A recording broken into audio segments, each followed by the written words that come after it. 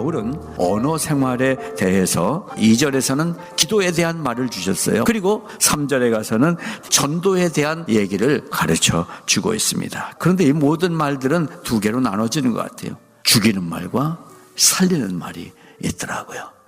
성도의 언어는 그러면 어때야 되느냐? 한번 같이 해보겠습니다. Holy speech. 거룩한 말을 하는 사람이 성도입니다. 적어도 우리가 성도라는 이름을 갖고 신앙생활을 하고 있다면 우리에게서 나오는 말이 거룩한 말이 돼야 된다라는 것입니다. Holy speech. 저는 성도가 되고 싶습니다. 목사 이동진보다 성도 이동진, 이게 더 좋아요. 그런데 이 성도가 되려면 조건이 있습니다. 성도가 되는 첫 번째 조건, 저는 언어가 변해야 성도다라는 생각을 합니다. 왜냐하면 태초에 말씀이 있었고 이 말씀이 하나님과 함께 계셨고 이 말씀이 곧 하나님이라. 성경이 증언하는 것은 성도의 말이 얼마나 가치 있고 중요하고 나아가서 거룩해야 되는가를 얘기해주고 있는 것입니다. 그렇다면 성도인 우리도 내가 하는 말이 내 속에 계신 그리스도의 말이어야 되는 거예요. 거룩한 말은 내가 죽고 당신이 사는 말이에요. 그거 해야 되는 거예요. 여러분, 하나님이 말씀의 권능으로 세상을 지으셨기 때문에 그 하나님이 내가 네 안에, 네가 내 안에 있다고 말씀하셨기 때문에 우리도 우리의 언어가 능력 있는 언어가 돼야 되는 거예요. 또 우리의 언어가 하나님이 만드신 세상처럼 아름다운 언어가 돼야 되는 거예요. 나아가서 우리가 하는 말들은 하나님의 영광을 찬미하는 찬양의 언어가 돼야만 되는 것입니다. 한 번도 교만한 자리에 서신 적이 없는 분이 우리의 하나님이십니다. 이 땅에 인간의 모습을 입고 오셔서도 가장 낮은 곳을 찾아오신 분이 하나님이셨습니다. 우리가 어떻게 살아야 되는지, 어떤 말을 해야 되는지가 이미 성경을 통해서 밝혀주고 있는 것입니다. 자, 그러면 첫째가 기도 언어에 대해서, 두 번째가 전도 언어에 대해서 바울이 가르쳐 준 거예요. 가만 묵상해 보니까요, 기도는 하나님께 사용하는 말이에요. 전도는 사람에게 사용하는 말이에요.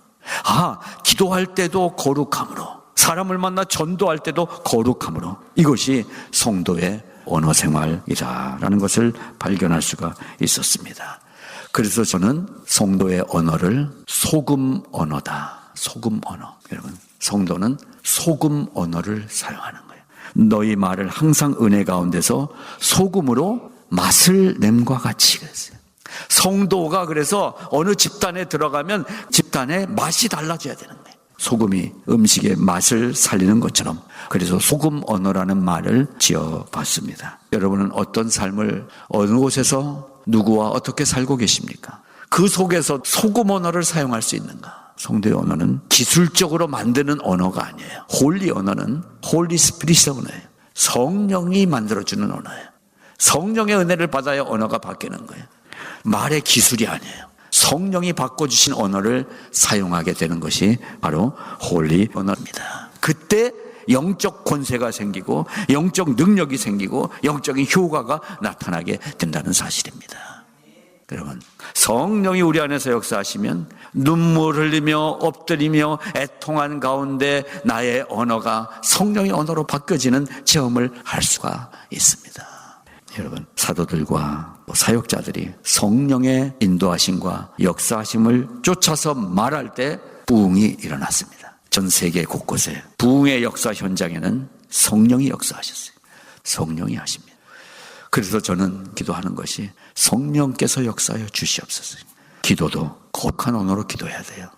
고린도 전서 14장 25절에 보니까 기도의 언어를 이렇게 얘기하고 있어요. 엎드려 하나님께 경배하며 하나님이 참으로 너희 가운데 계신다 할지니라. 이게 기도래요. 엎드려서 하나님께 경배하며 하나님이 참으로 내 안에 계시도다 자백하고 고백하는 이 말이 기도라는 거예요. 간구의 방에서 하는 기도는 주세요 주세요가 될 수 있어요. 근데 기도의 기본 원리는 하나님 앞에 겸손하게 엎드려 하나님을 경배하는 거예요. 내 기도를 들으신 하나님을 찬양하는 거예요.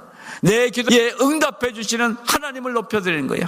그리고 하나님이 참으로 제 안에 계십니다. 하나님과 나와의 친밀함을 고백하는 것, 이게 기도의 기본이 되는 것입니다.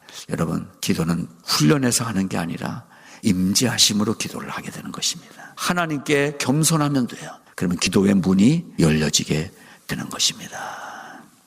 3절에 보니까 이제 전도에 대해서도 바울이 이렇게 소금 언어를 얘기했어요. 하나님께서 전도에 미련한 것으로 믿는 자들을 구원하시기를 기뻐하셨다 그랬어요. 저도 사람 만나서 뭐 얘기하는 게 참 쉽지 않은 그런 성향이에요. 말 잘하는 스타일은 아니에요. 그런데 이렇게 말을 해요. 제 안에 성령이 말하게 하시는 거예요.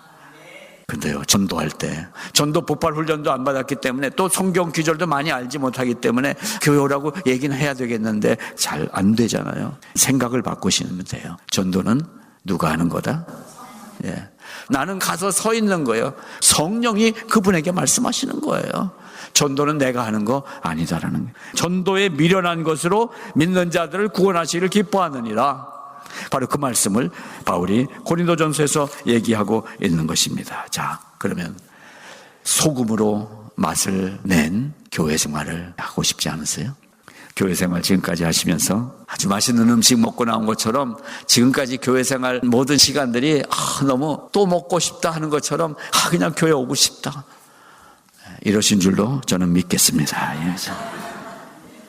멋있게 신앙생활 하는 분들은 많으세요. 멋있는 교회는 많아요.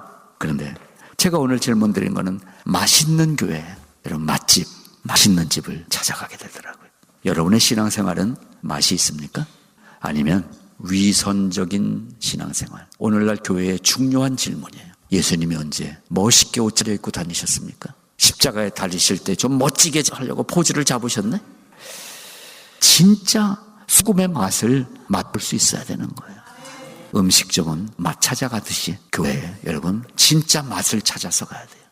진짜 말씀의 맛을 찾아서 또 성도 사랑의 맛, 교제하는 맛, 이 맛을 제대로 맛봐야 되는 거예요. 자동차는 4바퀴가 다 달려 있어야 안전하게 가는 거예요. 4바퀴가 교회에 있습니다. 예배가 예배답게 드려집니다. 또 성경 공부를 합니다. 교육이 이루어지고 있습니다. 전도하고 선교하는 우리 교회입니다. 그리고 성도 간에 친밀한 교제를 나눕니다. 이게 4바퀴예요. 그렇습니다. 4바퀴가 잘 굴러가는 교회가 돼야 되는 것입니다. 그러기 위해서 필요한 것이 소금 언어를 사용하기 시작해야 돼요. 이 소금 언어 안에 사랑이 있습니다. 위로가 있습니다. 격려가 있습니다. 이런 것들이 다 모아질 때 살리는 능력의 언어가 되는 것입니다. 소금 언어를 장착하십시오. 내 입에서 나오는 말이 소금 언어가 돼서 맛있게 나하고 만나는 사람이 맛있는 음식을 먹은 것 같은 복된 자리가 되기 위해서, 그래서 저는 기도 생활과 오늘 전도 생활 우리 함께 만들어가는 아름다운 하늘 언어 생활에 대해서 조용히 묵상해 보시기 바랍니다. 내가 말을 소금 언어를 사용하고 있는가? 내 언어는 거룩한가? 이 생각을 오래전에 해봤었어요. 그래서 시 한 편을 그때 썼어요. 그래서 오늘은 이 시를 소개해 드리면서 되돌아보고 다짐을 하는 시간이 되시기를 바랍니다. 어릴 적에 바닷가에서 자란 사람은 마음속에 늘 바다가 펼쳐져 있고, 산마을에서 자란 사람은 마음속에 인자한 나무가 자라고 있다. 어릴 적에 사랑받고 자란 사람은 가슴 한쪽 안 한 귀퉁이에 사랑 보따리를 갖고 살고, 미움받고 자란 사람은 허리춤에 미움 주머니를 차고 다닌다. 사는 건 다 마찬가지인데 사는 맛 느끼며 사는 사람이 있는가 하면 죽지 못해 사는 사람도 있다. 전쟁처럼 사는 사람이 있는가 하면 나들이 나온 듯 하는 사람도 있고, 쟁취하는 마음으로 사는 사람이 있는가 하면 나눠주는 기쁨으로 사는 사람도 있다.